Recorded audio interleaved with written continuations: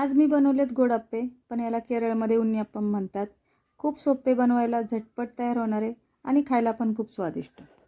उन्नीअप्पम बनवण्यासाठी 2 केळी सोलून मिक्सरमध्ये पेस्ट करून घेतली. त्यामध्ये 1.5 वाटी तांदळाचे पीठ थोडं थोडं घालत मिश्रण एकजीव केलं.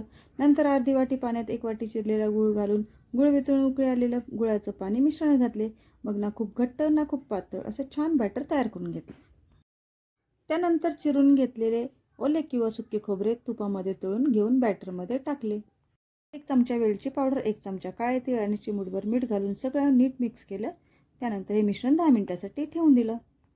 आता आप्पे पात्र गरम करून त्यामध्ये थोडं तेल किंवा तूप घालायचं. तेल गरम झालं की प्रत्येक खळग्यात तयार केलेले बॅटर घालायचे.